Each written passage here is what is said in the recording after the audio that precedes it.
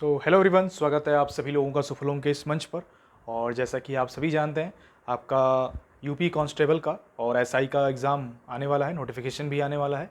तो उससे पहले हम तैयारी शुरू कर देते हैं। और ऑलरेडी आपकी जीएस और मैथ की क्लास चल रही है, उस सभी को आप अटेंड कीजिए। और इसके अलावा रीजनिंग और हिंदी जो है, आज से क्लास आपकी स्टार्ट हो जाएंगी और रेगुलर बेसिस पे आपके क्लासेस आते रहेंगे। और जिनको डाउट है कि क्या केवल इसमें क्वेश्चन कराए जाएंगे, क्या केवल इसमें पीवाईक्यू कराए जाएंगे यानी प्रीवियस ईयर क्वेश्चन, क्या इसमें प्रैक्टिस सेट भी कराए जाएंगे, तो मैं इन सभी का डाउट क्लियर कर देता हूँ आपको। तो ध्यान दीजिए, पहली बात तो क्या है, फर्स्ट पॉइंट जो हमारा है वो क्या है। अभी हम क्वेश्चंस करते हैं। पहला जो पॉइंट है हमारा क्या है, फर्स्ट पॉइंट, कि कंसेप्ट पे बात होगी कि नहीं, कंसेप्ट पे बात होगी कि नहीं ये देखेंगे। दूसरी चीज़ क्या है, दूसरी चीज़ ये है कि क्वेश्चंस कराए जाएंगे कि नहीं, प्रैक्टिस सेट। ठीक है, क्वेश्चंस कराए जाएंगे कि नहीं। तीसरा पॉइंट क्या है, तीसरा पॉइंट है आपका प्रीवियस ईयर क्वेश्चन। क्या है, प्रीवियस ईयर क्वेश्चन। अब इनके अलावा भी चौथा चीज़ क्या है, मॉक टेस्ट यानी प्रैक्टिस सेट, मतलब प्रॉपर एक टेस्ट की तरह होगा कि नहीं। तो मैं आपको बताता चलूँ, ये सारी चीज़ें इसमें कवर होने वाली हैं। कौन सी, इसमें ये सारी चीज़ें कवर होने वाली हैं। यानी कि हम कंसेप्ट पे भी बात करेंगे।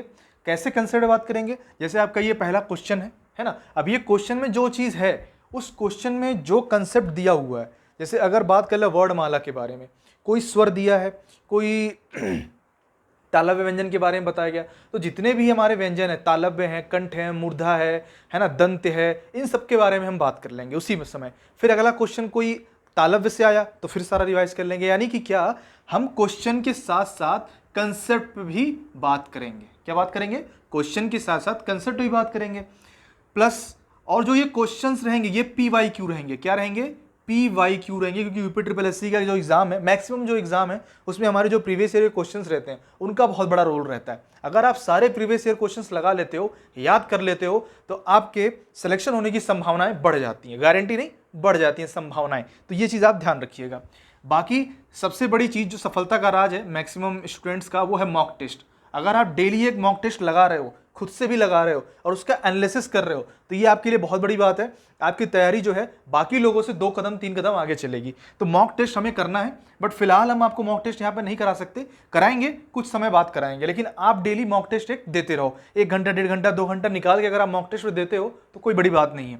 बाकी कंसेप्ट पे बात करेंगे, हमने कहा क्वेश्चंस को साथ में, मॉक प्रीवियस ईयर क्वेश्चन के साथ में कंसेप्ट पे बात करेंगे। ठीक है, ये चीज आप लोग ध्यान रखिएगा। ओके, चलिए, तो अभी हम क्या करते हैं, अपने आज के क्वेश्चन से स्टार्ट करते हैं। बाकी आपका जो सिलेबस है उसके बारे में हमने बात कर लिया था अलग वीडियो में, ठीक है, तो उसको आप लोग विजिट कर सकते हैं। तो फिलहाल हम आज वर्णमाला के बारे में पढ़ेंगे। ठीक है, वर्णमाला में आपके जितने भी कंसेप्चुअल से लेकर के 50 क्वेश्चन जो है मिनिमम हमने रखा है कि 50 क्वेश्चन एक क्लास में आपका कराएंगे, बाद में भी कराएंगे। जैसे जैसे ये 50-50 क्वेश्चन का कंसेप्चुअल के साथ खत्म हो जाएगा, फिर आपके लिए एक मॉक टेस्ट केवल लेकर के आएंगे कि कंसेप्चुअल मतलब एक टेस्ट पे जितने भी प्रश्न हो सकते हैं 100 प्रश्न लेके चलेंगे। ठीक है, धीरे धीरे आगे करते रहेंगे जैसे जैसे आपका रिस्पॉन्स रहेगा। तो चलिए फिर आज से हम शुरू करते हैं अपना। पहला प्रश्न आपकी स्क्रीन के सामने है, 10 सेकेंड आपको मिलेगा टाइमर, अगले अगले क्लास में टाइमर भी आपके लगा के चलेंगे। ठीक है, तो बताना है, पहला प्रश्न बताइए फटाफट, बहुत ही सिंपल है, वर्तनी से रिलेटेड है।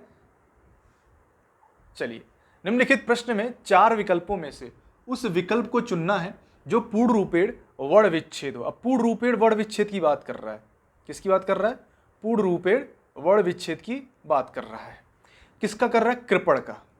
अब देखो, कृपण यहां पे आप लिख लो कॉपी में, ठीक है, और 10 सेकेंड में फटाफट आप बता दो कृपण का क्या होगा, वर्ण विच्छेद। यानी कि व्यंजन अलग करना है, स्वर अलग करना है। ठीक है, इस तरह से आपको करना है। तो यहां देखो आप, कृपण में पहली बात तो क हलंत आएगा, सिंपल सा हलंत आएगा ना। री हम हटाएंगे, अगर री हटाएंगे तो क्या होगा, क जगह ना क हलंत के साथ, तो कहीं दिख रहा है क हलंत के साथ, कहीं नहीं दिख रहा है, तो एलिमिनेट ऐसे ही हो गया, सिंपल सा ये आंसर हो गया। तो एग्जाम में कभी कभी क्या होता है, आप भावनाओं में बह जाते हैं कि पूरा आंसर निकालते हैं उसके बाद ऑप्शन देखते हैं, ऐसा नहीं करना है। आपको क्वेश्चन पढ़ने के बाद आंसर ऑप्शन देख लेना है, ठीक है, ऑप्शन देखने के बाद आपको हल करना है। तो यहाँ पे ऑप्शन देखो आप कि ये क हलंत के साथ आ रहा है, तो सिंपल सा हमारा आंसर ये हो गया। अब हम आगे चलते हैं कि आपको और बताने के लिए कि मान लो इसमें भी हलन दे रखा हो, इसमें भी हलन दे रखा हो, तो आगे आगे क्या करोगे आप। तो आगे देखो ध्यान से, री हो गया, स्वर आ गया। अब देखो प है, तो प में क्या है, अ छुपा हुआ है, यानी उसमें भी स्वर छुपा हुआ है। तो प हलंत के साथ, और ये स्वर रहित होगा, क्या होगा, स्वर रहित होगा। ये प जो है हलंत के साथ, इसे हम स्वर रहित प कहते हैं। उसके बाद क्या है आपका ड़, ड़ को भी स्वर रहित बनाइए, ठीक है, तो ये आ जाएगा। तो हमारा इसमें देखिए ये सारे हमें सेम लगते हैं, ठीक है, इस तरह से। तो ये जो हमारा आंसर हो गया, क्या हो गया, D is the right answer. और ये देखिए प्रीवियस ईयर क्वेश्चन है आपका 27/1/2019 को शिफ्ट 1 में जो है यूपी पुलिस कांस्टेबल के परीक्षा में आया हुआ था। तो ये चीज़ आपको ध्यान रखना है, हम प्रीवियस ईयर क्वेश्चन करा रहे हैं जो कि बहुत इंपॉर्टेंट है, और बाकी भी क्वेश्चन लेके आएंगे, देखते रहिए। चलिए तो नेक्स्ट हम आगे बढ़ते हैं। दूसरा प्रश्न है हमारा, ओष्ठ दीर्घ स्वर का उदाहरण कौन सा है। ओष्ठ दीर्घ स्वर का उदाहरण कौन सा है, ये आपको बताना है।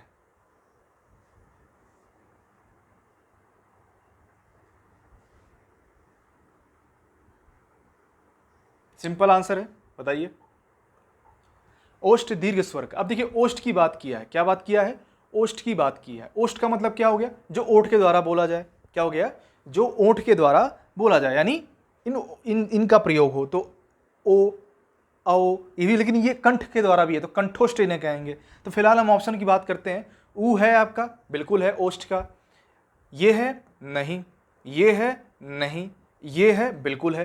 तो अब बात करेगा इन दोनों में कि दीर्घ कौन सा है तो सभी ओष्ठ, लेकिन दीर्घ ओष्ठ कौन सा है। तो ध्यान दीजिए, जो ऊ है ये क्या आता है, दीर्घ ऊ कहते हैं ना इसे हम। तो इसे देखिए, एक चीज और ध्यान रखिएगा, स्वर व्यंजन की अगर हम बात कर लें, वर्ण की अगर बात कर लें, किसकी, वर्णमाला, तो कुल वर्ण कितने होते हैं, ये पहली बात आप जान लीजिए। कुल वर्ण जो है वो कितने होते हैं, आगे देखेंगे कुल वर्ण कितने होते हैं। चलो देखो, स्वर कितने प्रकार के होते हैं। स्वर में भी दो तरह की चीजें होती हैं, कौन सा, एक होता है हृस्व स्वर, या हम इसे एक मात्रिक भी कहते हैं। क्या कहते हैं, एक मात्रिक भी कहते हैं, है ना। दूसरा चीज क्या होता है स्वर में, दूसरा प्रकार क्या होता है आपका, दीर्घ स्वर होता है, दीर्घ स्वर, ठीक है, इसे हम द्विमात्रिक भी कहते हैं, ठीक है, द्विमात्रिक भी कहते हैं। और ये हृस्व स्वर को हम और भी कहते हैं, मूल स्वर भी कहते हैं। क्या कहते हैं, मूल स्वर भी इसको हम कहते हैं। अब ये आपका जो स्वर है, इसमें भी जो दो प्रकार हैं वो कौन कौन से हैं, ये आपको देखना है। नॉर्मल अ, ई, उ, री, ये आपके मूल स्वर जो हैं 4 प्रकार के होते हैं। कितने, 4 प्रकार के मूल स्वर होते हैं। कौन कौन से, अ, ई, उ और री। इसे एक मात्रिक भी कहते हैं, और हृस्व स्वर भी कहते हैं, और मूल स्वर भी कहते हैं। ये चीज आप ध्यान रखिएगा, क्लियर है। अब बात कर लेते हैं दीर्घ स्वर या द्विमात्रिक, ठीक है, इनके बारे में बात कर लेते हैं। ये देखिए कुल 11 प्रकार के होते हैं, यानी इसको छोड़ के जो बच रहा है वो सभी क्या आ जाएगा, वो सभी द्विमात्रिक या दीर्घ स्वर में आ जाएगा। तो इसमें आ गया आ प्लस दीर्घ ई प्लस दीर्घ उ, और उसके बाद क्या आ गया, ए आ गया। इसको ठीक कर लेते हैं।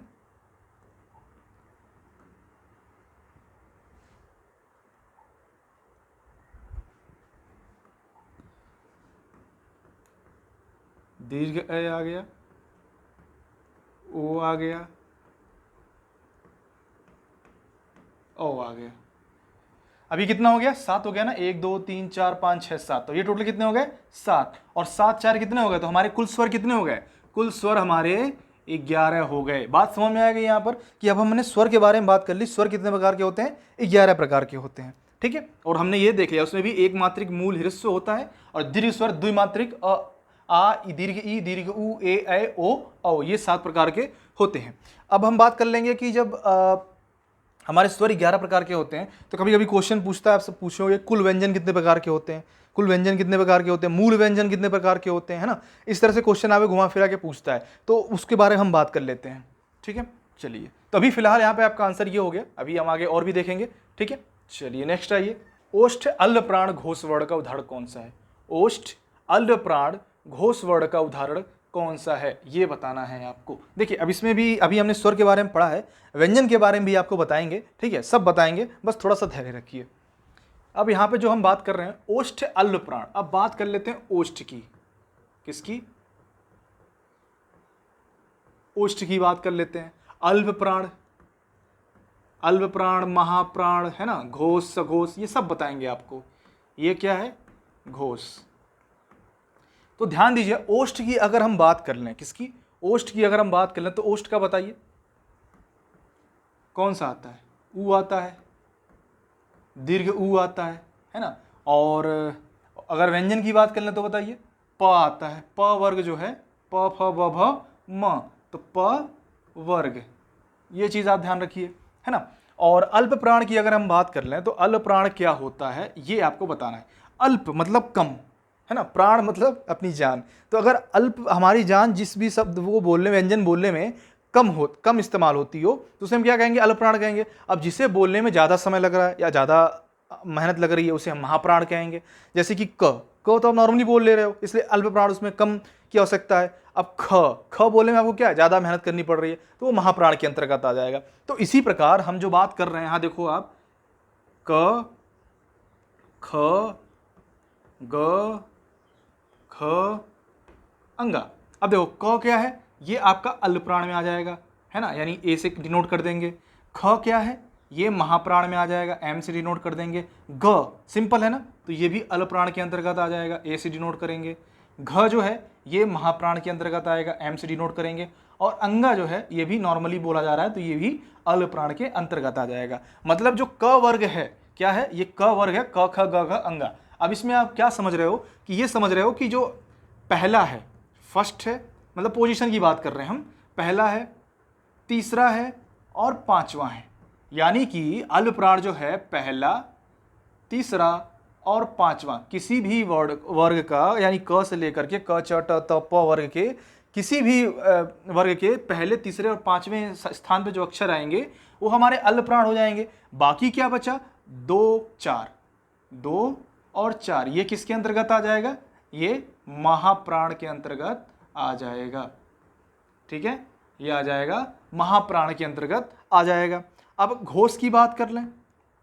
अब हमें क्या बात करनी है? घोष। तो घोष और सघोष में सिंपल सा अंतर है, वो समझने की आपको आवश्यकता है। चलिए इसको मिटा लेते हैं। देखिए, जो भी स्वर हैं, जो भी ये आपके व्यंजन हैं, है ना, इनको अगर अघोष की अगर हम बात कर लें तो जिनमें क्या होता है?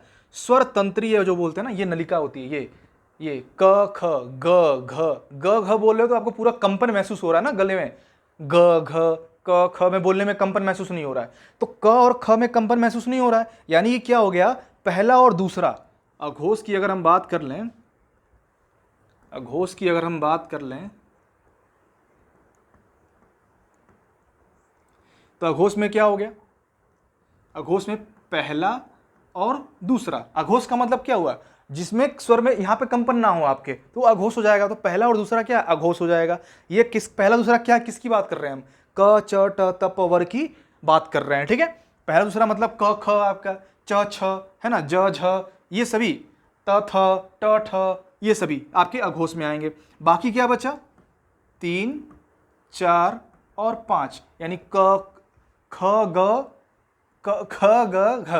ठीक है, ये सभी जो है क, ख, ग, घ, अंगा, ये सभी आपके सघोष में आएंगे। सघोष भी कहीं लिखा रहता है, ये भी ध्यान रखिएगा।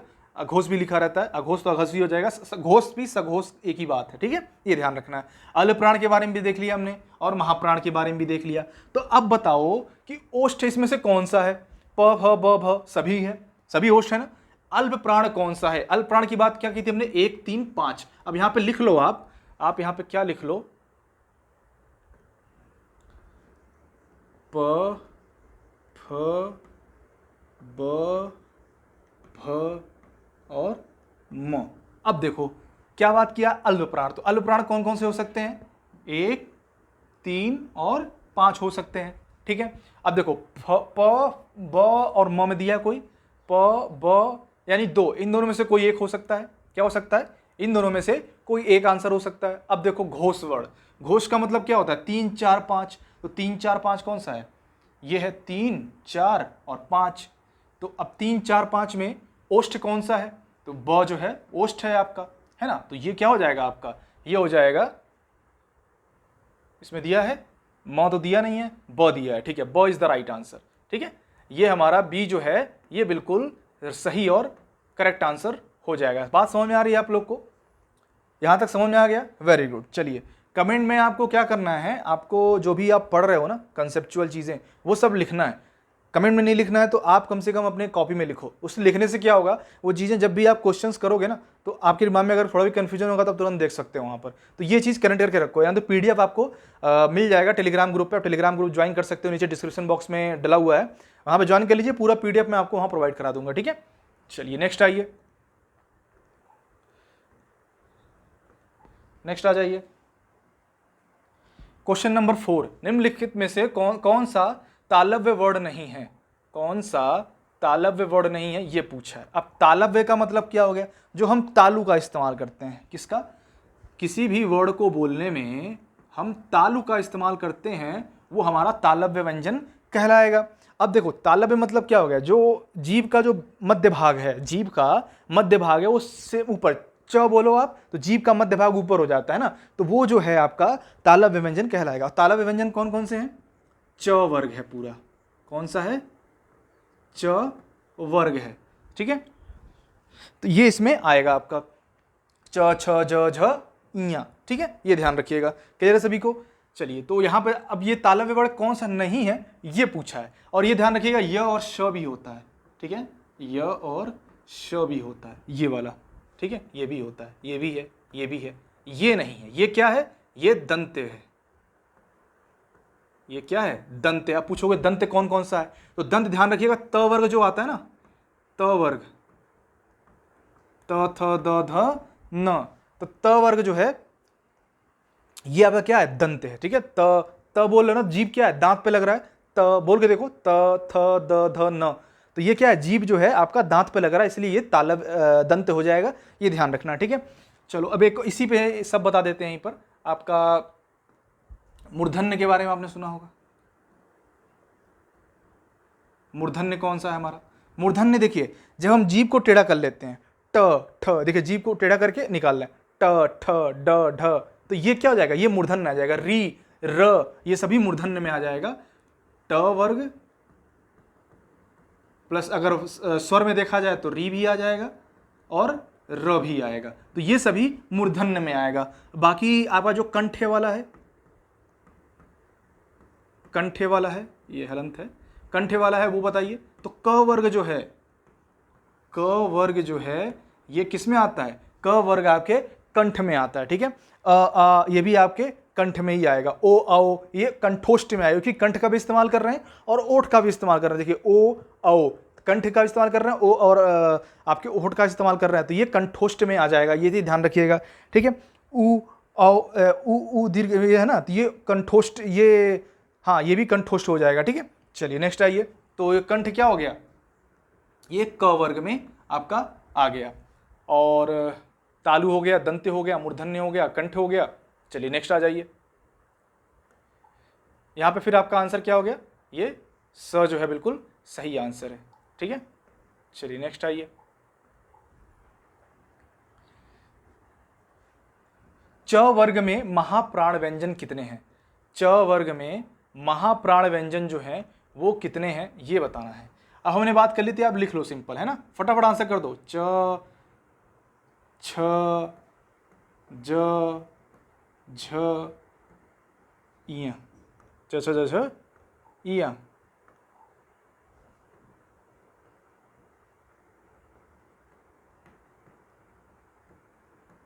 आपको ये पता होना चाहिए क्या कि कौन सा हमने बात की थी महाप्राण में। तो अल्प प्राण में हमने बात की थी 1 3 5, 2 4 हमने महाप्राण की बात की थी। 2 4 का मतलब क्या हो गया? 2 और 4 यानी 2 है। कितने महाप्राण व्यंजन है? 2 महाप्राण व्यंजन है। तो सिंपल सा हमारा क्या हो जाएगा? ये जो हमारा राइट है वो करेक्ट आंसर हो जाएगा, ठीक है। चलिए नेक्स्ट आ जाइए। छठे पे आ जाइए। देवनागरी लिपि का विकास किस लिपि से हुआ है? देवनागरी लिपि का विकास किस लिपि से हुआ है ये आपको बताना है। अब देखिए जो देवनागरी लिपि है ना, ये उत्तरी ब्राह्मी लिपि से आपका जो गुप्त लिपि है, उसके बाद सिद्ध मातृका लिपि है, इससे देखिए जो उत्तरी ब्राह्मी है ना। इससे फिर आया अभी क्या, गुप्त लिपि। ये क्रम याद रखिए तो आपको प्रश्न में दिक्कत नहीं होगी पेपर में। गुप्त लिपि है। गुप्त लिपि के बाद क्या आता है, सिद्ध मातृका लिपि आती है।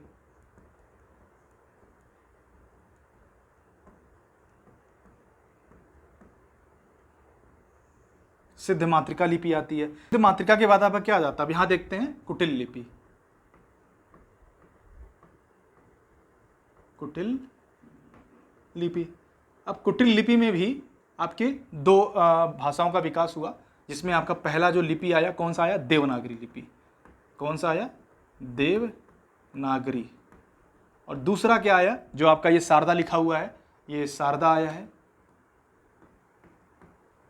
ठीक है, ये शारदा है। तो यहां पर क्या है, ये शारदा क्या हो गया, ये लिपि है एक। ठीक है, ये ध्यान रखिएगा। तो वैसे तो हमारा ये आंसर क्या है कि ब्राह्मी लिपि इज द राइट आंसर। वैसे आप समझ गए उत्तरी ब्राह्मी से आया देवनागरी, तो हमारा ये सही है। ठीक है, अगर यहाँ पर आपका पूछता कि शारदा लिपि का विकास किस लिपि से हुआ है, तो ये भी आप ब्राह्मी लिपि करते, है ना। तो ये चीज़ें, गुप्त लिपि का विकास किससे हुआ है, तो उत्तरी ब्राह्मी से हुआ है। सिद्ध मातृका लिपि का विकास किससे हुआ है, गुप्त लिपि से हुआ है। कुटिल लिपि का विकास किससे हुआ है, सिद्ध मातृका लिपि से हुआ है। अब देवनागरी और शारदा, अब शारदा में भी 4 चीज़ें हैं, ध्यान दीजिए। शारदा में भी 4 चीज़ें हैं। कौन सी 4 चीज़ें हैं, ये बताइए फटाफट। चलिए हम बता देते हैं। पहला आता है गुरुमुखी। क्या आता है, गुरुमुखी। फिर क्या आता है, कश्मीरी। कश्मीरी।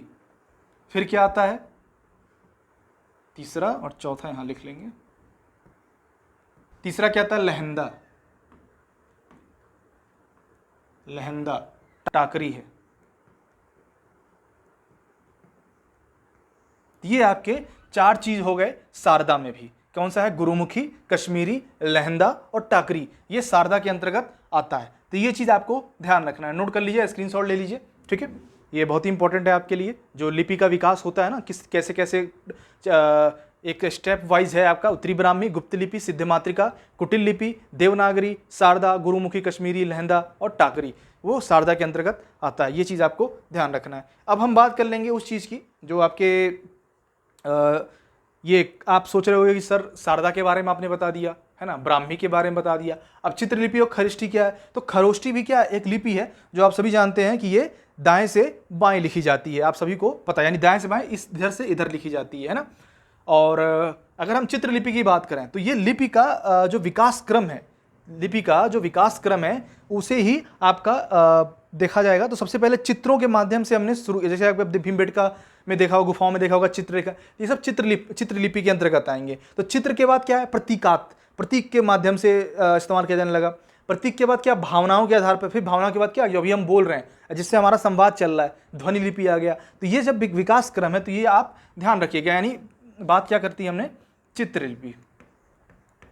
चित्रलिपि के बाद हमने क्या बात कर ली, प्रतीक लिपि।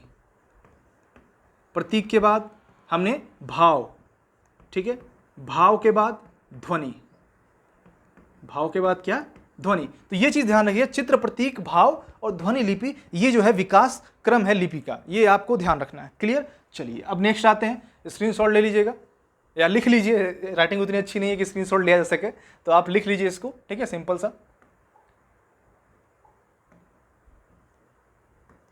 ठीक है, नेक्स्ट आ जाइए 7वें पे।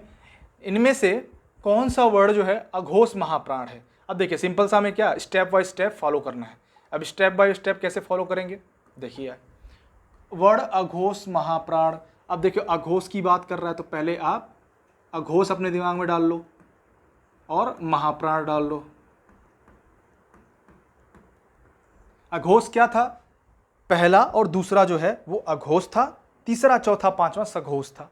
महाप्राण क्या था, दूसरा चौथा महाप्राण था, पहला तीसरा पांचवा आपका अल्पप्राण था। यानी कि च छ ज झ, च छ ज झ, झ कौन सा है, चौथा वर्ड है, च पहला वर्ड है, त पहला वर्ड है, क ख दूसरा वर्ड है। अब देखो महाप्राण में क्या आता है, दूसरा आता है ना, और चौथा आता है। लेकिन ये जो है आपका अघोष के अंतर्गत आएगा क्या, बिल्कुल आएगा। ख जो है अघोष के अंतर्गत आएगा, लेकिन ये अघोष नहीं, ये सघोष के अंतर्गत आएगा। ये महाप्राण तो ये भी है आपका झ भी, लेकिन ये किसके अंतर्गत आएगा, ये सघोष के अंतर्गत आएगा, क्योंकि तीसरा चौथा पांचवा हमने सघोष पढ़ा हुआ है। ठीक है, ये ध्यान रखिएगा। और ये बाकी तो ये दोनों क्या है आपके अघोष के अंतर्गत आएंगे, लेकिन ये क्या है, अल्प प्राण है। क्या है, अल्प प्राण है। ठीक है, ये ध्यान रखिएगा। तो यहाँ पर जो है हमारा D is the right answer. देखिए, अगर इस सेशन के बाद अभी आपको डाउट बना रहता है तो आप कमेंट बॉक्स में अपने डाउट लिख सकते हैं। ठीक है, डाउट लिखने के बाद जो अगली नेक्स्ट क्लास आएगी उसमें मैं 5 मिनट 10 मिनट आपके डाउट्स ले लूंगा, ताकि कि आपको ये ना रह जाए कि सर अलग से कोई वीडियो बनाइए यार, अलग से कोई हमारा डाउट क्लियर नहीं हो पा रहा है। तो वो सब क्लियर होगा अगर आप कमेंट बॉक्स में पुटअप करिए कि सर ये चीज़ समझ में नहीं आई, ये चीज़ क्या होता है, ये चीज़ क्या होता है। I will tell you after the class, and next class में आपको एक्सप्लेन कर दूंगा। ठीक है, तो यहाँ पर क्या हो गया, ख is the right answer. No English, Hindi की क्लास है। चलिए नेक्स्ट आ जाइए। तो हमारा ये क्या हो गया, D is the right answer. 8वां हमारा क्वेश्चन पे आ जाइए फटाफट।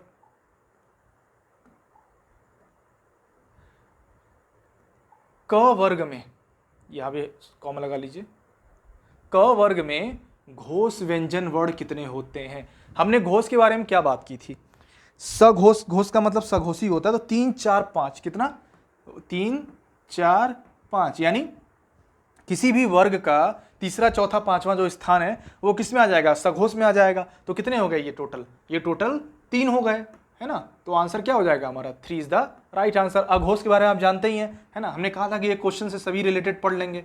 तो अघोष में भी आपको पता होना चाहिए कि पहला और दूसरा, और जिन लोगों ने क्लास में ध्यान नहीं दिया अभी तक तो उनको भी बता दें कि जो हमारा अघोष होता है, यानी हम ये जो स्वर तंत्रीय हैं इसमें कंपन नहीं होता। जैसे क ख में इसमें यहाँ कंपन नहीं, लेकिन ग घ घ ग घ अंगा ये पढ़ोगे आप तो यहाँ पे स्वर तंत्र में कंपन समझ में आएगा, तो इसलिए हमारा वो सघोष कहलाता है। ठीक है, चलिए नेक्स्ट आ जाइए। क्वेश्चन नंबर 9, थोड़ा फटाफट करते हैं। संयुक्त व्यंजन का उदाहरण कौन सा होता है। अब छ त्र ज्ञ स्र आपने पढ़ा होगा, ये 4 आपके संयुक्त व्यंजन होते हैं। ठीक है, तो यहाँ पर जो है ये ज्ञ, ज्ञ जो है संयुक्त व्यंजन है, छ त्र ज्ञ। तो ये ज्ञ किससे बनता है, ज प्लस इया से आपका क्या बनता है, आपका बनता है संयुक्त व्यंजन, यानी ज्ञ बनता है। ठीक है, ये ध्यान रखना है आपको। चलिए नेक्स्ट आइए।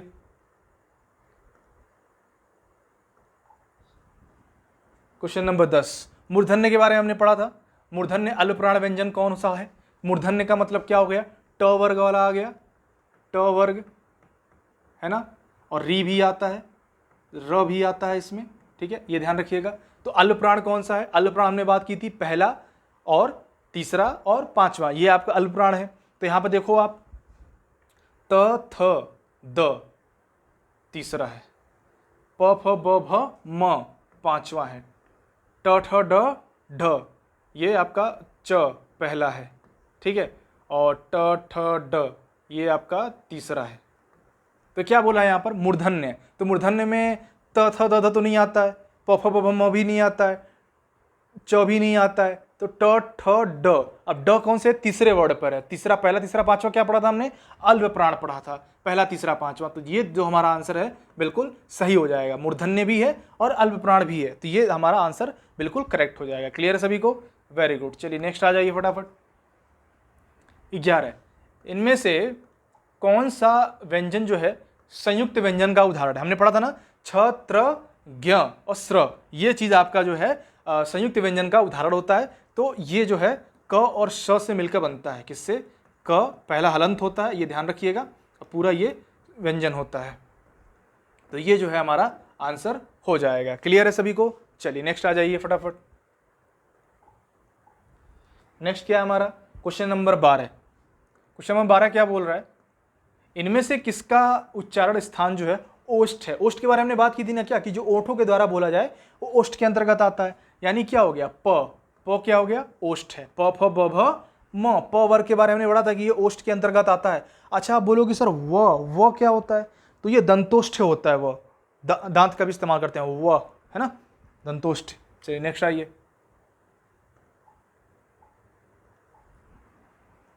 क्वेश्चन नंबर 13, भाषा की सबसे छोटी इकाई को क्या कहा जाता है। आप सभी जानते हैं भाषा की सबसे छोटी इकाई को वर्ण कहा जाता है ना।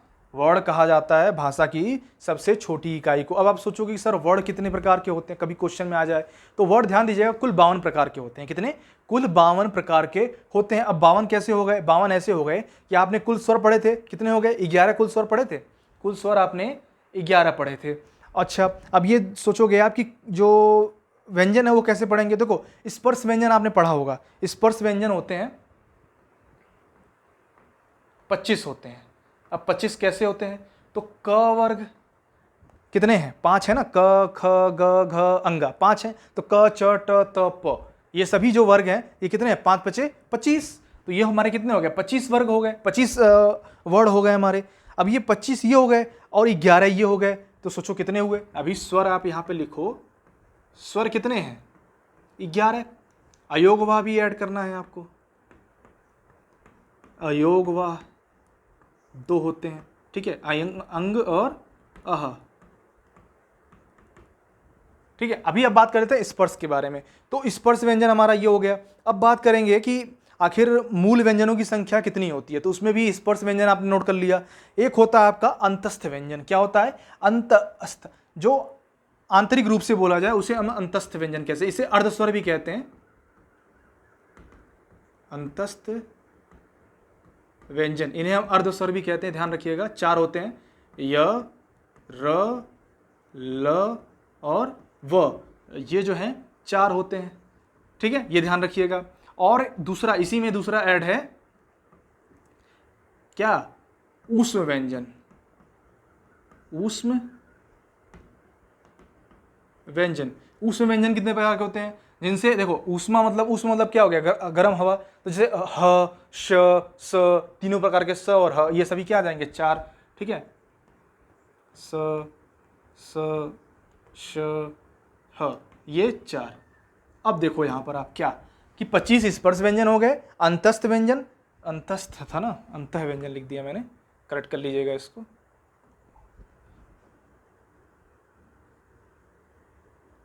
सबको कॉपी में नोट करते चलिए, बहुत ही इंपॉर्टेंट है आपके लिए।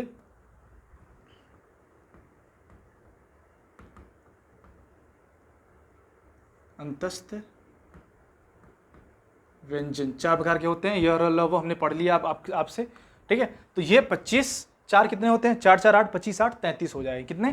33। तो अगर हम बात करें मूल वर्ण की, मूल वर्णों की संख्या अगर हम बात करें कितना होता है? 33 होता है। कितना होता है?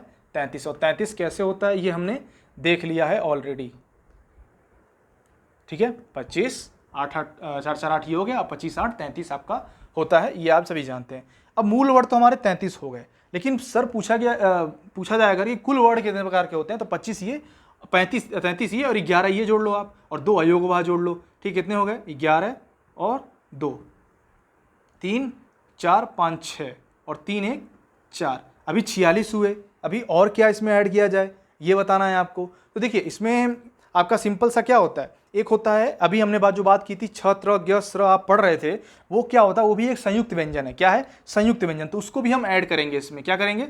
संयुक्त व्यंजन को भी ऐड करेंगे। कितने हैं हमारे संयुक्त व्यंजन? छत्र ज्ञ और स्र, 4 प्रकार के संयुक्त व्यंजन है, उनको भी हमें ऐड करना पड़ेगा। अब इसके अलावा 2 और होते हैं, 2 कौन से? उच्छिप्त व्यंजन जिसे कहते हैं। क्या कहते हैं?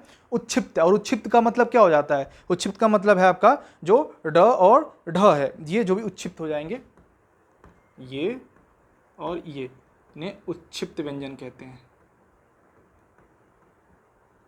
उच्छिप्त व्यंजन कहते हैं। तो आप अगर ये 2 और ऐड करते हो, है ना, ये 2 और ऐड करते हो, अब कितना हो गया?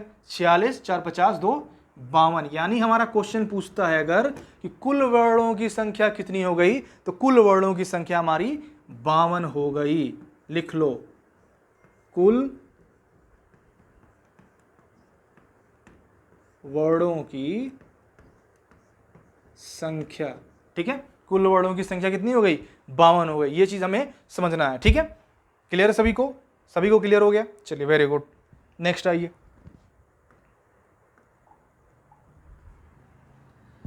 छ वर्ण जो है किसके योग से बना है? तो हमने ये पढ़ लिया था, किससे? क और श से, इससे बना है ना, अभी हमने पढ़ा था ना। चलिए नेक्स्ट आ जाइए, ये क्वेश्चन रिपीटेड है। अब ये छ च छ, छ ध्वनि जो है का उच्चारण स्थान कौन सा होगा, पढ़ा था हमने ना, तालु का इस्तेमाल करते हैं, च वर्ग वाला आपका है तो तालव्य हो जाएगा। ठीक है, ओष्ठ वाला हमने पढ़ा ही था, उ और दीर्घ उ, प फ ब भ म, ये सभी आपके ओष्ठ वाले में आ जाते हैं। ठीक है, और वर्ष न ल स जो है ये वर्ष की कैटेगरी में आते हैं, न ल स। ठीक है, ये ध्यान है। दंत भी आता तो दंत भी कर सकते हैं, और दंत वाला क्या है, त वर्ग है, त वर्ग, वर्ड नहीं वर्ग।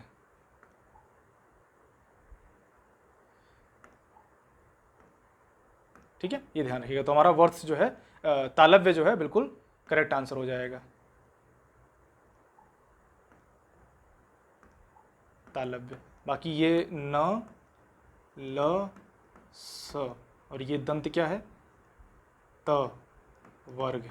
ठीक है, तालव्य क्या है, च वर्ग, ओष्ठ क्या है, प वर्ग। ठीक है, ये ध्यान रखिएगा। क्लियर है सभी को? चलिए वेरी गुड, नेक्स्ट आ जाइए। नेक्स्ट क्या है, मूर्धन्य। मूर्धन्य अल्प प्राण अघोष व्यंजन वर्ण कौन का उदाहरण कौन सा? देखिए इसमें कितनी चीज पूछा है, 1 2 3, 3 चीज पूछा है, यानी मूर्धन्य की बात किया है, मूर्धन्य की बात किया है, अघोष की बात किया है, ठीक है, और अल्प प्राण की बात किया है।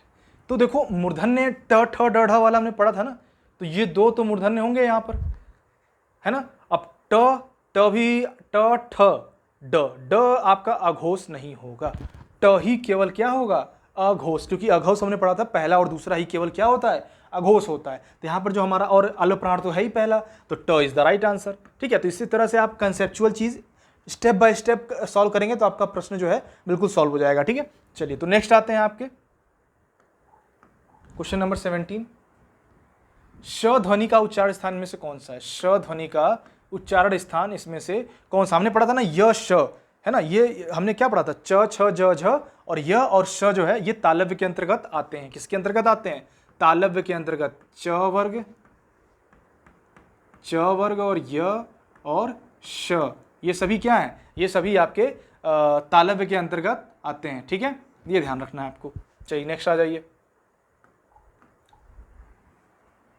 इनमें से किस वर्ण वर्ग का उच्चारण का स्थान जो है कंठ तालु से, कंठ और तालु का इस्तेमाल कर रहे हैं, किसका, कंठ और तालु का इस्तेमाल कर रहे हैं। तो अय क्या है, कंठ और तालु का इस्तेमाल कर रहे हैं। ठीक है, ये ध्यान रखिएगा। च छ तो है आपका तालु, ह आपका क्या है, ऊष्म व्यंजन है, क्या है, ऊष्म व्यंजन है। ओ क्या है, ओष्ठ है, कंठोष्ठ है, ये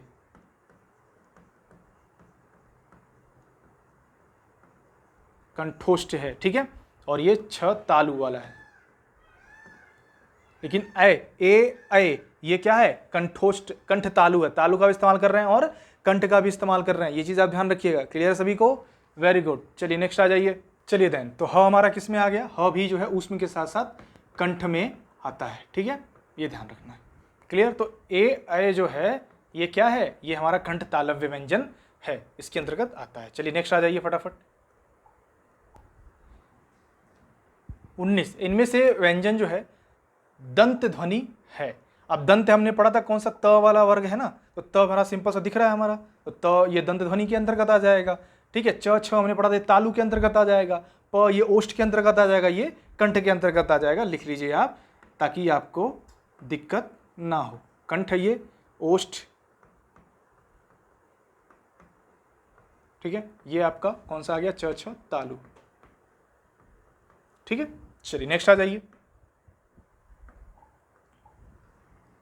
क्वेश्चन नंबर 20, ट वर्ग में किस प्रकार के व्यंजन हैं? तो ट वर्ग में हमने पढ़ा था ना, जब भी जीभ को मोड़ के क्या बोलते हैं, ट ठ ड ढ, तो क्या हो गया हमारा, मूर्धन्य व्यंजन हो गया। कौन सा मूर्धन्य वर्ण के अंतर्गत आ जाएगा? तो हमारा C is the right and correct answer. ठीक है, कंठ वाला आपने जानते ही वो क वाला आता है, तालब में च वर्ग आता है ना, और श य भी आता है, ई और दीर्घ भी आता है। ठीक है, तालब में ध्यान रखिएगा। दंत में त वर्ग आता है, आप सभी जानते हैं। ठीक है, चलिए श भी आता है ये वाला दंत में। 20 हो गया। नेक्स्ट आइए क्वेश्चन नंबर 21, कौन सा वर्ड जो है उच्चारण की दृष्टि से दंत नहीं है। दंत हमने क्या पढ़ा था, त थ द ध न होता है ना, तो इसमें से त थ द ध के न के अलावा क्या है, सिंपल सा दिख रहा है, क्या दिख रहा है, ट दिख रहा है। तो ट क्या हो गया हमारा, ट जो है मूर्धन्य हो गया, मूर्धन्य ये हो गया है, ठीक है। इसलिए ट हमारा जो है बिल्कुल राइट एंड करेक्ट आंसर हो जाएगा, ठीक है। चलिए नेक्स्ट आ जाइए, क्वेश्चन नंबर 22 क्या बोल रहा है, य र ल व पढ़ा था हमने ना आपने अभी, मैंने अभी बताया था कुल वर्णों की जो संख्या होती है उसमें हमने जोड़ा था 4 होती है, उसमें मूल वर्णों की संख्या तो 52 होती है। ये जो 4 वर्ड दिए गए हैं ये किसके हैं, आपके अंतस्थ व्यंजन के हैं। उसमें भी 4 हैं, कौन कौन से पढ़ा था आपने, स स श ह, ये क्या है, ऊष्म व्यंजन के अंतर्गत आते हैं। तालव्य आप सभी जानते हैं च वर्ग के अंतर्गत आता है, ओष्ठ प वर्ग के अंतर्गत आता है, ठीक है। चलिए ऊ और वॉवेल में देख लिया जाए तो ऊ और दीर्घ ऊ भी आता है। क्लियर सभी को, वेरी गुड। चलिए नेक्स्ट आ जाइए, क्वेश्चन नंबर 23, दंत्य वर्त से महाप्राण घोष व्यंजन वर्ण का उदाहरण कौन सा है। अब यहाँ पे क्या बात की गई है, दंत की बात की गई है, तो त थ द ध न तो आएगा ही, यानी इन दोनों में से कोई एक होगा, ये बाहर वैसे भी, ये बाहर वैसे भी, क्योंकि दंत की बात कर रहा है ना और महाप्राण की बात कर रहा है। तो त थ द ध यानी दोनों महाप्राण भी हैं। घोष की बात कर रहा है यानी सघोष की बात कर रहा है, तो त थ तो आपका अघोष है, त थ क्या है, अघोष है। अब त थ में के बाद अलावा क्या दिया है, आपका ध दिया है, त थ ध द ध यानी ये कौन सा हो जाएगा, ये सघोष हो जाएगा। This is the right and correct answer. तो आपको अगर ये कंसेप्ट पता है कि दंत क्या है, महाप्राण क्या है, घोष क्या है, तो आपको आंसर निकालने में तनिक भी समस्या नहीं होगी, है ना, तनिक भी हिचक नहीं होगी। चलिए नेक्स्ट आ जाइए, 24, इनमें से तालव्य व्यंजन का उदाहरण कौन सा है। अब तालव्य व्यंजन हमने पढ़ा था कौन सा है, च वाला वर्ग वाला, कौन सा, च छ ज झ, ये तालव्य। त थ द ध क्या है, त ये दंत है, ठीक है। प फ ये इसमें भी अलग है, ज नहीं होगा यहाँ पर, है ना। तो ट ठ ड ढ इसमें सब मिक्सअप दिए हुए हैं। बाकी आपको कंसेप्ट पता ही है कि जो क वर्ग है आपका वो कंठ वाला आ जाता है ना। त वर्ग है आपका त वर्ग जो है त दंत वर्ग में आ जाता है, ठीक है। च वर्ग जो है आपका तालु में आ जाता है, ट वर्ग आपका मूर्धन्य में आ जाता है, ठीक है। ये सभी आपको प वर्ग जो है ओष्ठ में आ जाता है। क्लियर। चलिए नेक्स्ट आ जाइए, क्वेश्चन नंबर 25, दंत वर्त से अल्प प्राण अघोष वर्ण का उदाहरण कौन सा है। देखिए उसी तरह क्वेश्चन आ गया आपके सामने, दंत वर्त से अल्प प्राण अघोष वर्ण का उदाहरण क्या है। अब दंत का मतलब क्या हो गया, त थ द ध न, त थ द ध न, मतलब ये तीनों ऐसी बाहर हो गए। अब तो देखो अल्पप्राण भी है, अघोष भी है, सिंपल सा, यहां बढ़ने की जरूरत ही नहीं, हमें यही से पता चल गया कि हमारा आंसर डी होगा, ठीक है। अब देखिए यूपीएसआई के एग्जाम में ये आए हुए ऑलरेडी, तो सब हम प्रीवियस ईयर करा रहे हैं, कंसेप्चुअल के साथ पढ़ते रहिए, मजा आए, आगे बढ़ते रहिए, ठीक है। समझ में आना चाहिए, वही मजा है, इन्हें की एंटरटेनमेंट कराया जाएगा क्लास में। ये हो गया, ये आ जाते हैं ग ज छ च ट, इनमें से आपका पूछ रहा है कि तालव्य महाप्राण, क्या पूछ रहा है, तालव्य महाप्राण घोष वर्ण, 3 चीज पूछ रहा है। तालव्य का मतलब क्या हमने पढ़ाया था, तालव्य का मतलब च वर्ग, य श ई दीर्घ ई, है ना। तो अब पूछा है कि इसमें से तालव्य महाप्राण तालव्य कौन कौन सा हो गया, च छ, है ना, च छ ज, 3 हो गए तालव्य। अब महाप्राण इसमें कितने हो गए, च छ ज, महाप्राण ये हो गया। अब बोल रहा है कि घोष वर्ण, तो घोष आपने पढ़ा था तीसरा चौथा पांचवा होता है, जबकि च छ क्या है, दूसरा है, तो ये क्या हो जाएगा, 0 हो जाएगा। 0 is the right answer, correct answer. Clear है सभी को, कंफ्यूज नहीं होना है, हर कंसेप्ट को क्लियर करके चलना है कि सघोष की हमने जो बात की थी, स्वर तंत्रियों की बात की थी, वो क्या होता है, 3 4 5वां वर्ड होता है। महाप्राण की क्या बात की, दूसरा और चौथा वर्ड होता है, ठीक है। तालव्य के हमने च वर्ग के बारे में बात करी रखी है, और इसके साथ साथ ई और दीर्घ ई और आपका य और श, ये सभी क्या है, तालव्य के अंतर्गत आ जाते हैं, ठीक है। ये ध्यान रखिएगा, जो ये वाला स है ये आपका दंत के अंतर्गत आ जाता है, कंफ्यूज नहीं होना है, दंत, और जो ये श है ये आपका मूर्धन्य के अंतर्गत आ जाता है, ठीक है, ये ध्यान दीजिएगा। चलिए नेक्स्ट आइए, क्वेश्चन नंबर 27, मूर्धन्य ह्रस्व स्वर का उदाहरण कौन सा है। हमने पहले ही बात की थी ह्रस्व और दीर्घ स्वर कौन कौन से हैं। ह्रस्व की बात कर लें अगर तो अ ई उ री, ये क्या है, ये सिंपल मूल है, मूल स्वर है, ह्रस्व स्वर है, इनको हम एक मात्रिक स्वर भी कहते हैं, ये चीज आपको ध्यान रखना है। और मूर्धन्य में री, आपका हमने बात की थी कि री क्या है, मूर्धन्य स्वर है ना, तो री इसमें कहीं दिया हुआ है, ये this is the right answer. ये ह्रस्व स्वर भी है, मूर्धन्य भी है, ये आपको ध्यान रखना है। क्लियर है सभी को? ये भी आपका, ये क्या है, आपका दीर्घ स्वर है, ये ह्रस्व स्वर है ना, ये भी आपका ह्रस्व स्वर है, ये ध्यान रखना है। क्लियर है सभी को? और ए आई आपको पता ही है कि ये कंठ तालव्य के अंतर्गत आता है। किसके अंतर्गत? कंठ तालव्य, कंठ तालव्य, ठीक है, ये याद रखिएगा। चलिए नेक्स्ट आ जाइए, क्वेश्चन नंबर 28। जो ध्वनियां ना स्वर में आती हों और ना ही व्यंजन में, मतलब दिमाग में ठीक है, तो जो ध्वनियां ना स्वर में हैं ना व्यंजन है, उन्हें हम क्या कहेंगे? उन्हें हम कहेंगे अयोगवाह।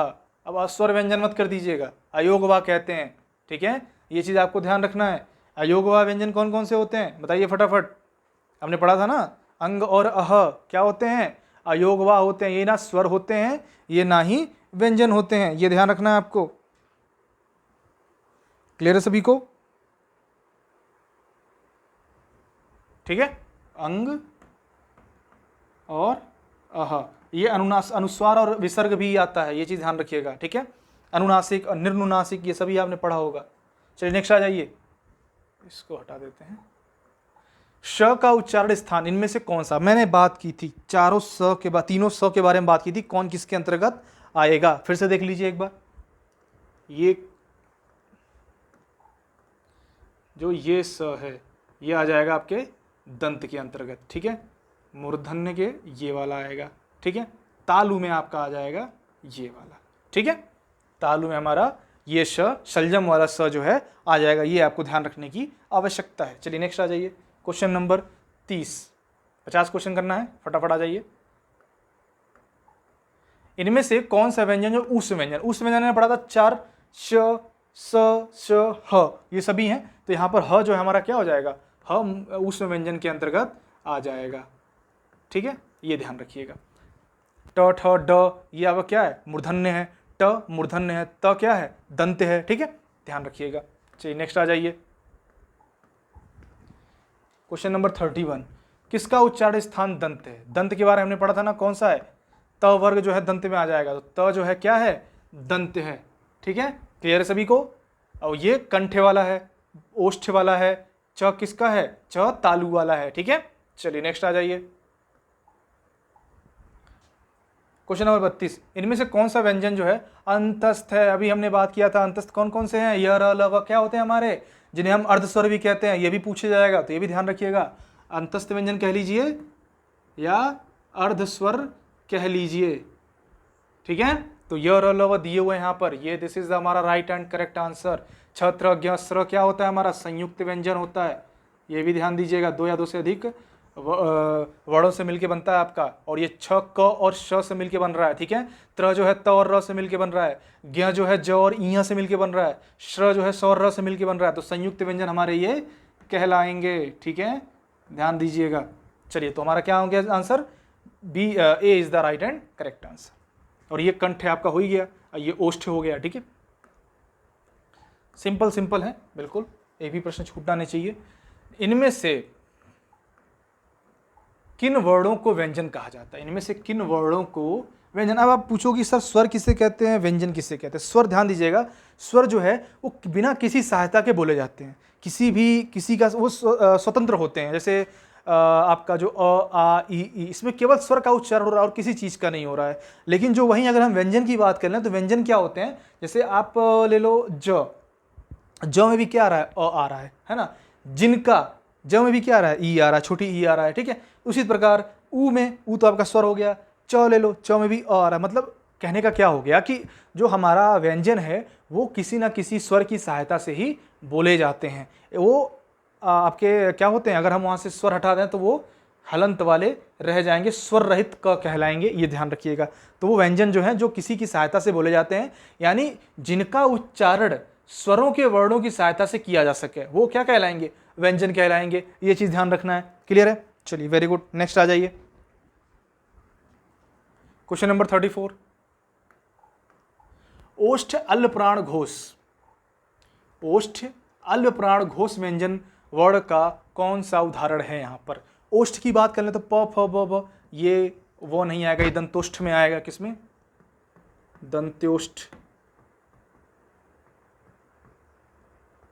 ठीक है, प फ ब भ। अब अल्पप्राण की बात करें तो 1 3 5, प फ ब भ म। ठीक है, अब यहां देखो आप अल्पप्राण की बात किया है, 1 2 3 4 5, कौन सा है? 1 3 5, यानी प ब और म। प ब म यानी म हट गया, प और ब बचा, इनमें से कोई एक हो सकता है। घोष व्यंजन की बात किया है तो प और ब, ये दोनों तो हो नहीं सकते, ये 3 4 5 वाले क्या है? सघोष व्यंजन है, यानी क्या हो जाएगा? ब is the right and correct answer हो जाएगा। क्या हो जाएगा? ब is the our right and correct answer. Clear है सभी को? Very good. चलिए नेक्स्ट आ जाइए, क्वेश्चन नंबर 35। कंठ अल्पप्राण व्यंजन वर्ण का उदाहरण कौन सा है? कंठ की बात किया है तो कंठ से क्या है? क निकलता है, क ख ग। अब ग कौन से नंबर पे? तीसरे नंबर पे है ना, तो अल्पप्राण हो गया आपका, सिंपल सा। तो ये अल्पप्राण में और कंठ का मिलाते हैं तो ग is the right and correct answer. Clear है सभी को? Very good. चलिए नेक्स्ट आ जाइए, प फ। फ क्या है आपका? फ आपका ओष्ठ बोल सकते हो आप, और क्या बोल सकते हो इसको? प फ अल्पप्राण बोल सकते हो, नहीं महाप्राण में आएगा ना, महाप्राण कंठ। ठीक है, और त थ ये भी क्या है? त वर्ग इसमें दंत में आता है, तो त थ द ध न, तो त थ महाप्राण में आ जाएगा, है ना। क ख ग घ, घ भी क्या है? महाप्राण है, तो महाप्राण में ये आ जाएगा, कंठ महाप्राण में। ठीक है, चलिए नेक्स्ट आइए। फ ये कंठ नहीं होगा, ये वो होगा, क्या नाम है? ओष्ठ हो जाएगा, ओष्ठ। ठीक है, प है ना, मस ओष्ठ ओठ का इस्तेमाल कर रहे हैं। चलिए नेक्स्ट आ जाइए, क्वेश्चन नंबर 36। इनमें से च वर्ग के वर्णों का उच्चारण स्थान क्या होगा? च, च क्या पढ़ा था हमने? च वाला ई, दीर्घ ई, य, श, ये सभी क्या है? ये सभी तालु के अंतर्गत आते हैं, तो B is the right answer. दांत वाला आप सभी जानते हैं, दांत वाला कौन सा है? दांत वाला त थ द ध न है, कंठ वाला क वर्ग वाला है, मूर्धन्य ट वर्ग वाला है, ये ध्यान रखिएगा। चलिए नेक्स्ट आ जाइए, क्वेश्चन नंबर 37। इनमें से किस शब्द में री की मात्रा का प्रयोग हुआ है? देखो री की मात्रा का प्रयोग पूछा है, वृष्टि, रिपु, क्रिया, वर्षा। देखिए वृष्टि में जहां भी जैसे सृजन लिखा जाता है ना, सृजन, तो ये जो वृष्टि है, ये जो लिखा हुआ है, ये आपका सही मायने में ये वॉवेल वाला री है यहाँ पर। ठीक है, ये ध्यान रखना है। क्रिया में ये आधार र है, आधार र जो है वो है, हर स्वर रहित है। ठीक है, ये ध्यान रखना है। चलिए नेक्स्ट आ जाइए, क्वेश्चन नंबर 38। बताइए इनमें से समृद्ध स्वर कौन सा है? अब देखो समृद्ध होता है, एक विवृत होता है, फिर इसके अंतर्गत भी आता है क्या? अर्ध समृद्ध भी होता है, अर्ध समृद्ध भी होता है, और अर्ध विवृत भी होता है।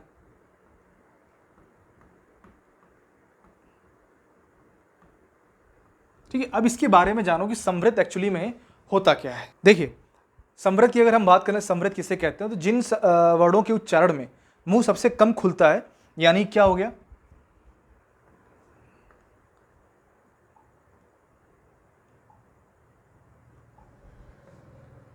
ई, दीर्घ ई, उ, दीर्घ उ, री, ये जो है आपका, ये समृद्ध स्वर के अंतर्गत आ जाएगा। ई, दीर्घ ई, उ, दीर्घ उ और री, ये समृद्ध स्वर के अंतर्गत आ जाएगा।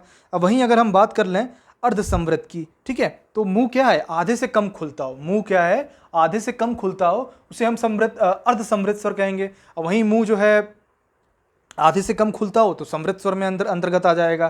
ठीक है, मतलब सबसे कम ही खुलता हो ऐसा मान लीजिए, तो समृद्ध स्वर में आ जाएगा। अर्ध समृद्ध स्वर में क्या आ जाएगा? जो है कुछ थोड़ा सा अधिक खुला, आधे से कम खुलता हो, तो ये इसके अंतर्गत ए और ओ आ जाएगा। ठीक है, ए और ओ जो है इसके अंतर्गत आ जाएगा। अब देखो इसका उल्टा हो जाए, समृद्ध में क्या है, समृद्ध में आपका सबसे कम मुंह खुलता है, ये चीज ध्यान रखिएगा। तो अब विवृत में क्या हो जाएगा, विवृत में आपका हो जाएगा कि उससे अधिक खुलता हो, सबसे अधिक खुलता हो, पूरा खुलता हो, है ना। तो विवृत में केवल एक आता है जिसमें सबसे ज्यादा आपका मुंह खुलता है, क्या, जब आपको कोई मार चोट लग जाए, आ, तो आ बोलते हैं ना, तो आ जो है विवृत में आ जाएगा, ठीक है। आ जो है आपका किस में आ जाएगा, विवृत में आ जाएगा। अब इसमें देखो क्या क्या किस में आ गया, अर्धविवृत का मतलब क्या है कि उससे जितना पूरा मुंह खुल रहा है ना, उससे थोड़ा कम कम मुंह खुले, किससे कम खुले, विवृत वाले से थोड़ा कम मुंह खुले, वो आपका अर्धविवृत में आ जाता है। अब अविवृत में क्या है, अ, ए, ओ, है ना, अ, ए, ओ और औ भी आ जाएगा, ठीक है। इसमें इससे थोड़ा कम खुल रहा है तो अर्धविवृत हो जाएगा, ये सबसे कम खुल रहा है तो उससे थोड़ा ज्यादा खुल जाएगा तो अर्धसमृत हो जाएगा। ये चीज आपको ध्यान रखना है, कनेक्ट करना है, याद करना है, ये आपका बेसिक कंसेप्ट है। तो यहां बताइए इनमें से समृत स्वर कौन सा हो जाएगा, समृत, ई दीर्घ ई, ऊ दीर्घ ऊ, री, कहीं दिया है, ई दिया हुआ है, this is the right and correct answer, ठीक है। ओ क्या हो गया, ओ अर्धविवृत, थोड़ा कम खुल रहा है मुंह, ज्यादा से थोड़ा कम खुल रहा है, आओ ये भी उसी के अंतर्गत आ जाएगा, अर्धसमृत के अंतर्गत, ठीक है। और अ जो है किसके अंतर्गत आ जाएगा, अ हमारा ये अर्धविवृत के अंतर्गत आ जाएगा, ठीक है। सभी को क्लियर है, वेरी गुड। चलिए नेक्स्ट आ जाइए, इसको ऑफ कर लीजिएगा।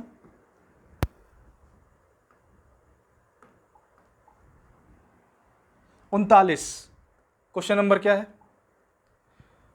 मूर्धन्य महाप्राण अघोष व्यंजन का उदाहरण कौन सा है, मूर्धन्य महाप्राण अघोष व्यंजन का उदाहरण क्या, मूर्धन्य में बात की थी क्या है, ट ठ ड ढ न, तो ट ठ ड ढ क्या है, यही है, सिंपल सा है। महाप्राण भी है, ट ठ, अघोष भी है, पहला दूसरा अघोष भी है, महाप्राण भी है और मूर्धन्य भी है, तो ये धन्य हो गया आंसर हमारा बी वाला, ठीक है। चलिए नेक्स्ट आ जाइए,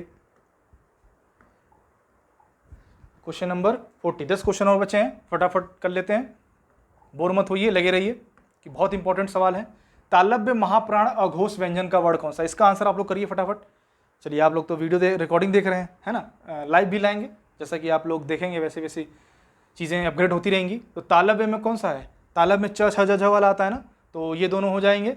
अब इन दोनों में महाप्राण और अघोष पूछा है, यानी पहला और दूसरा होगा, च छ ज झ ये बाहर हो गया क्योंकि ये अघोष के अंतर्गत नहीं आएगा, तो this is the right answer. महाप्राण भी है, दूसरे नंबर पे दूसरा और चौथा महाप्राण होता है, ये सभी को पता है, ठीक है, आपको भी पता है। 1 3 5 जो है अलप्राण होता है, पहला दूसरा अघोष होता है, तीसरा चौथा पांचवा सघोष होता है, ये आप ध्यान रखिएगा, क्लियर रखिएगा, ठीक है। चलिए नेक्स्ट आ जाइए, क्वेश्चन नंबर 41, कंठोष्ठ दीर्घ स्वर वर्ड का उदाहरण कौन सा, दीर्घ स्वर हमने पढ़ा है कि क्या है, अ ई उ री को छोड़ के बाकी सभी दीर्घ स्वर में आते हैं, है ना, तो इसको भी निकाल दीजिए, नहीं ये तो आएगा ही ना, बड़ा ऊ दीर्घ ऊ है तो इसमें आएगा ही। कंठोष्ठ पूछा है, तो कंठोष्ठ मतलब ओठ का भी इस्तेमाल करें हम इसमें, तो ए तो ये कंठ तालव्य वाले में आ जाता है ना, और री तो ये मूर्धन्य वाले में आ जाएगा, औ या ऊ क्या है आपका, जो औ है, औ में कंठ और ओष्ठ दोनों का इस्तेमाल हो रहा है, ठीक है। तो औ जो है और ये दीर्घ स्वर भी है ना, तो ये हमारा क्या हो जाएगा, कंठोष्ठ जो है कंठोष्ठ हो जाएगा, ठीक है, ये आप ध्यान रखिएगा। तो ओ और औ हमारा ओ भी आ जाएगा इसी में, वो ध्यान रखिएगा, अलग से लिख लीजिए, ओ और ओ जो है हमारा कंठोष्ठ हो जाएगा, ठीक है। चलिए नेक्स्ट आ जाइए, क्वेश्चन नंबर 42, कंठ तालव्य, कंठ तालव्य दीर्घ स्वर का उदाहरण कौन सा है। अब हमने क्या बात की थी कि जो ए अय है ये कंठ तालव्य के अंतर्गत आता है, किसके अंतर्गत आता है, कंठ तालव्य के अंतर्गत आता है ए और अय, क्लियर है। चलिए नेक्स्ट आइए, और ओ औ तो आप सभी पढ़े थे आप ऊपर अभी, ठीक है। री मूर्धन्य में आता है, ठीक है, ऊ आपका तो ये ओष्ठ में आ जाएगा, ये सभी पता है आपको।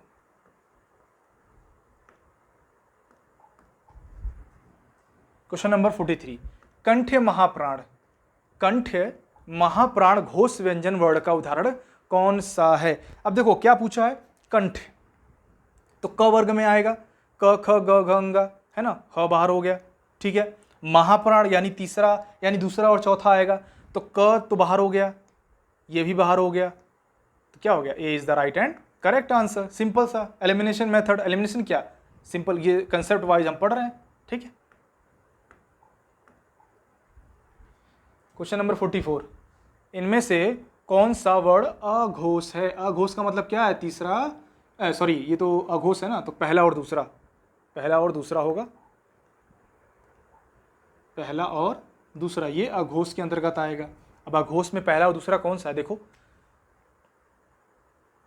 च छ ज झ च छ, ये हो गया ना आपका। C is the right and correct answer. कोई इशू, कोई प्रॉब्लम नहीं? चलिए वेरी गुड, नेक्स्ट आ जाइए।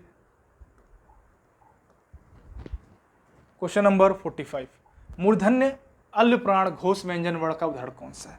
मूर्धन्य यानी ट ठ ड ढ में आएगा, इन दोनों में से कोई एक होगा। अल्पप्राण यानी क्या हो जाएगा? अल्पप्राण पहला तीसरा पांचवा हो जाएगा, तो ट ठ बाहर दूसरे पे है, महाप्राण है ये। ट ठ ड ये कौन सा? तीसरे पे है। This is the right and correct answer, क्योंकि हमारा ये अल्पप्राण की श्रेणी में आता है और ये सघोष भी है, यानी घोष का मतलब क्या? सघोष भी है, तीसरे नंबर पे है। तो तीसरा चौथा पांचवा क्या पढ़ा था हमने? सघोष पढ़ा था, इसलिए हमारा ये आंसर हो जाएगा। चलिए नेक्स्ट आइए।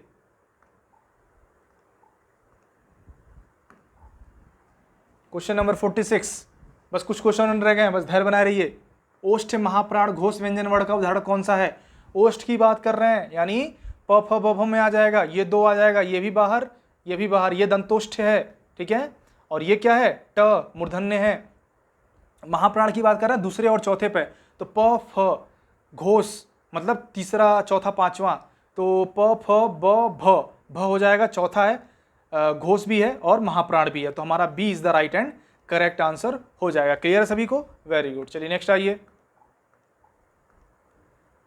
सिंपल कंसेप्चुअल चीजें पढ़ते चलिए, आपको याद होता चला जाएगा, रटने की जरूरत नहीं पड़ेगी अगर आप कंसेप्ट के साथ पढ़ते हैं तो, ठीक है।